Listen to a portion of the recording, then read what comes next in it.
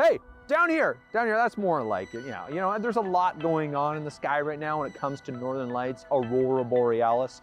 But here's what you need to know.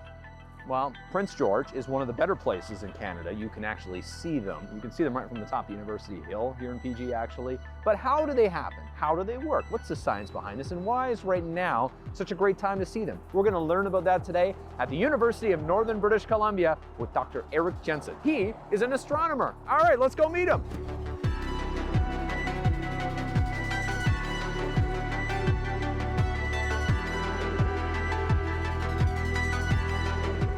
Now inside UBC to learn a little bit more about the Northern Lights, and that's aurora borealis, act of silence, with Dr. Erik Jensen. Thank you so much for making the time to chat. Sure. Yeah, this is the teaching and learning building after all, so I feel like we're doing a little bit of learning together today. Sure, okay. You teach astronomy here at UBC. Yep. Talk to me a little bit about what it is, because there's not a department, but it's something you teach. Right, so the physics department offers a general astronomy course for kind of what I call general interest for any student in the university. And so it just covers what I would think of as the basics of the science of different aspects of astronomy. And certainly one of the interesting parts is how the sun works. Yep. And the things that we can see in the sun. How long have you lived in Prince George? As long as you've been at UBC here? Yep. I've been in Prince George and UNBC for almost 30 years now. Wow. Okay. So you know this area like the back of your head. Now, what would you say about, viewing Northern Lights? Because it's supposedly one of the top places in Canada to see them. Yeah, it's a pretty ideal location generally. I mean, number one for the Northern Lights, the further north you are, the better. And so we've got that advantage of being, in the northern part of the province, or more northern part of the province. And then the second ingredient is to have nice clear skies. And then finally have dark skies. Yes. And so, even when the Northern Lights are pretty bright, they're tricky to see from, downtown. Yep. But if you can get a few miles out of town and find a dark location, then it's pretty good. So in that sense, Prince George is a pretty good spot to see Northern Lights. Can you remember how many times you've seen the Northern Lights here in Prince George? Probably more now it's quite a few. Certainly in the past couple of years, there's been a lot going on, so we've seen them multiple times. And recently here, Erik, there's been a lot of talk about the Northern Lights because there's a lot going on. Tell me about the science that's going on right now here, because they're getting a lot of press right now. Yeah, I mean, certainly this week there was a big event. Yeah. But that's actually part of a larger, what we call solar cycle. Okay. I think a lot of people might be familiar with this idea of sunspots on the sun, but those occur on a roughly 11-year cycle. Okay, wow. And so we've just, I think, passed the peak of that cycle. And so that's what we call the maximum solar cycle of the number of sunspots. And a lot of this activity that we see with the aurora is pretty closely tied to what's going on with the sunspots on the sun. Interesting. So just the past couple of years have been pretty active. We'll probably be pretty active for another 6 months to a year. Oh, okay. And then it'll probably die down again until the next solar cycle kicks in. These things can affect us on Earth in pretty significant ways that people may or may not be as aware of, right? Yeah, talk to me about that. How can it affect us? Yeah, so the current, activity with the sun has, a number of implications for us. So for instance, one of the things that folks are concerned about are how the aurora can actually interfere with our electrical grid networks. Yeah. Is this it's not a conspiracy, it's true? Oh no, this has happened. Okay. There was a big outage in Quebec a couple of decades ago that happened from this kind of thing. And so it's really just been in the last few decades that folks have been more aware that they need to factor that in when they're thinking about how our electrical network and electrical grid works.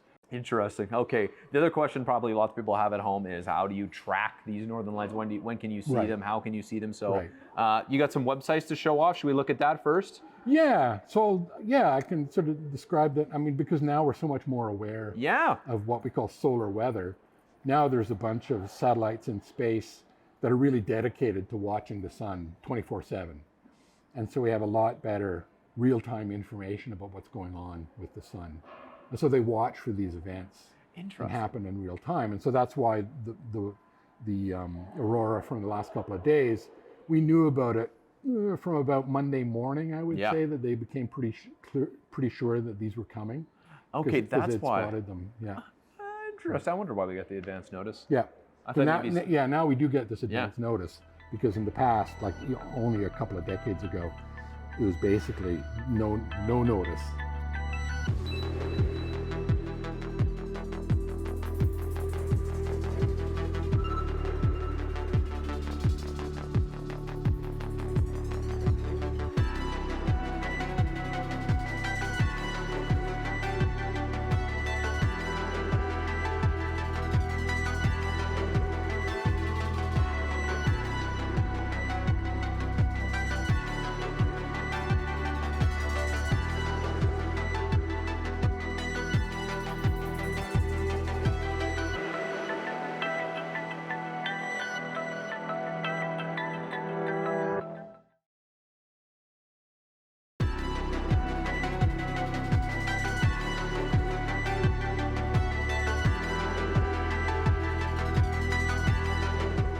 Like I said, there's a lot of observations being done of the sun 24/7.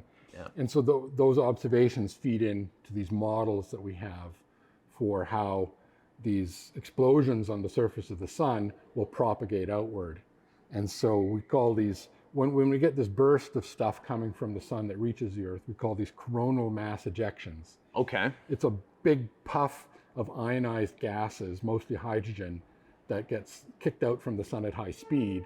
Wow. And coming very fast, depending on circumstances, takes a day or two to get here from the sun. That's crazy. Which is really fast. That is. But these animations kind of show. Oh, that is super cool. These bursts of material coming up from the sun, and you can see in this animation we have the sun at the center. Yep. And then the Earth is this black dot on the right. Yeah. And so you can see how these. Wow! It's just pulsating. Boom, boom, boom. Yeah, what happened in the past couple of days is that there were two explosions in quick succession. Yeah. Just like half a day apart or so. Yeah. And that was why we had such bright aurora. Wow. Effectively what happens is the first one kind of clears out the path of anything that might have been there beforehand. Gotcha. And then the second one is just like straight blasting fuel. along, straight through, because it's had that path cleared by the prior one. Huh. If you look at the sun through a telescope, like I said, people I think are familiar with this idea of sunspots, which are these regions where the sun is a little bit dark. Got a little acne. Yeah, it's a little cool. It's cooler there. The reason it's cooler there is because there's actually very strong magnetic fields that are popping out of the surface of the sun at those locations. The sun has a very powerful magnetic field. Yeah. I mean, people know that the Earth has its own magnetic field, but the sun's magnetic field is many, many orders of magnitude stronger. Interesting. Okay, that's why they're like, don't go near it. You will burn alive, and you'll get sucked in. So yeah, and also importantly, the sun is not a solid object like the Earth. Right. And so as it rotates, it doesn't all rotate at the same rate. Like the insides are rotating at a different rate than the outside. Oh, interesting. So the magnetic field lines are getting tangled up as this is happening. Huh. And it's like, wow, that's crazy to think about. So it's actually why we have this solar cycle, is that at the end of the solar cycle, the sun kind of resets, but then over time it kind of tangles up again more and more. Huh. And what we're seeing in the sunspots is this effect of the tangling up. The way it was explained to me by a solar physicist was, think about like having a rubber band. Okay. And you take a rubber band and you wind it up. Yep. It gets tighter and tighter and tighter. And eventually it snaps. Yep. That's what's happening with these magnetic field lines. Oh, okay. It's getting wound up because of this, what we call differential rotation of the sun. Yep. But then ultimately that tension is too large and it snaps, and there's this tremendous explosion at the surface of the sun. But it's a explosion of magnetic energy. So this just kind of visually shows this explosion, this what's called a prominence, or the solar flare. And then this material can fly off, and you see in this diagram, you've got this wall of material from this coronal mass ejection.